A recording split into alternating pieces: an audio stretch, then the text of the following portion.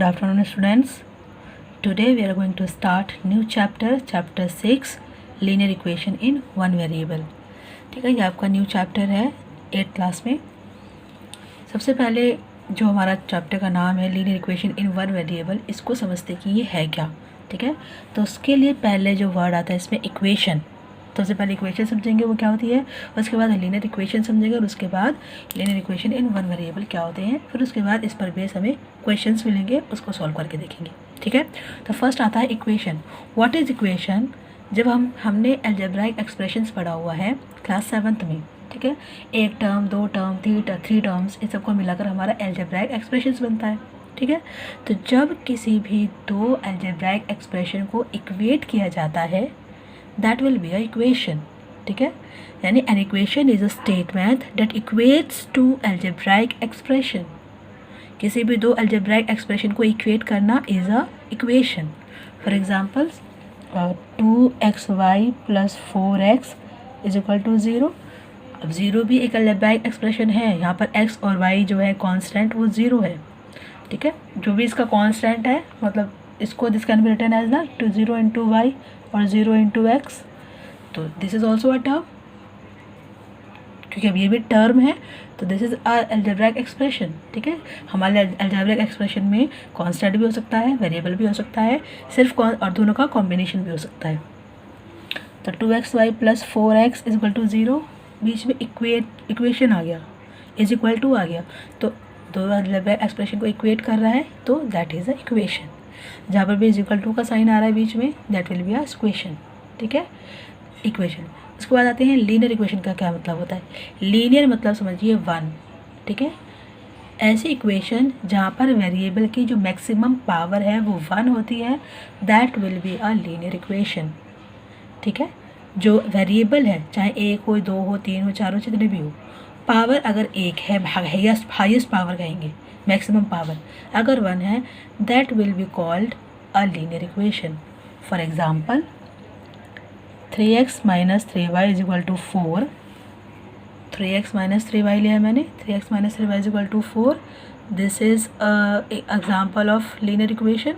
कुछ और ले लेते हैं. मान लीजिए एक ही वेरिएबल है, तो यहाँ पे दो वेरिएबल थे, एक ही वेरिएबल है, जैसे कि 7x plus 2 is equal to 9. ठीक है, तो यहाँ पर भी पावर जो है x की 1 है, यहाँ पर भी y की 1 है, यहाँ पर भी x की 1 है. तो जिस भी इक्वेशन में अगर x की पावर या वेरिएबल क्या है, हाईएस्ट पावर अगर 1 होती है, तो that will be a linear equation. Right.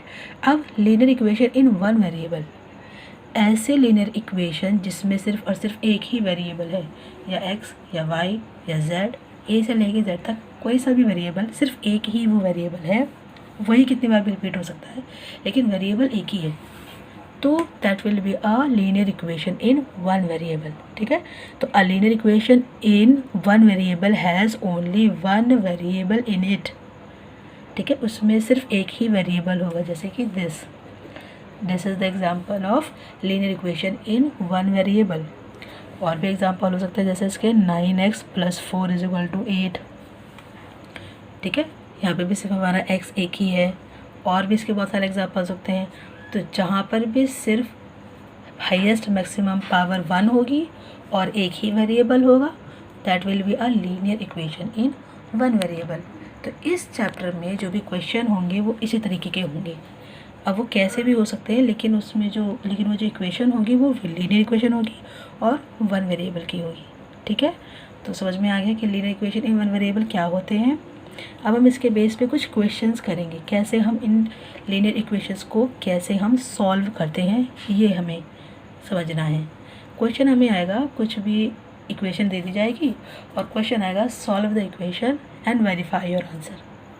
तो हमने 7th क्लास में पढ़ा हुआ है कि हम कैसे इन एक्सप्रेशंस को, अलजेब्राइक एक्सप्रेशन हमने पढ़ा हुआ है अच्छे से, कैसे उसे सॉल्व करते हैं, ट्रांसपोज करना, मल्टीप्लाई करना, डिवाइड करना, हम कैसे x की वैल्यू वहाँ पे निकालते थे, सेम वही काम इसमें भी करना है. जैसे इसी को ही कर लेते हैं सॉल्व. तो हम क्या करते हैं कि हमें x की वैल्यू फाइंड करनी है, तो इसके अलावा जो भी चीज़ें हैं वो ट्रांसफ़र हो जाती हैं RHS में. अगर ये x वाला पार्ट हमारा RHS में है, तो सारी ट्रांसफ़र हो जाएंगी LHS में.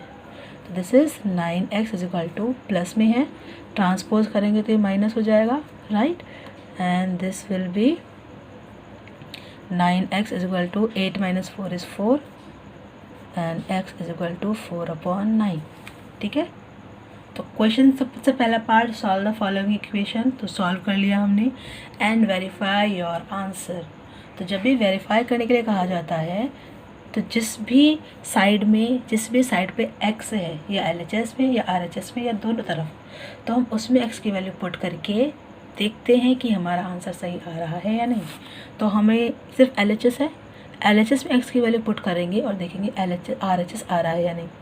ठीक है, तो वेरिफिकेशन कर लेते हैं कि हमारा आंसर सही है या नहीं। LHS लेते हैं क्योंकि LHS पे हमारा x है वेरिएबल, x की वैल्यू क्या आई थी हमारी 4/9, इसी को रखेंगे 4/9 प्लस 4, राइट। अब दिस इज 9 इंटू 4/9, 9 से 9 cancel, this is 4 plus 4 which is 8 and yes this is RHS, right.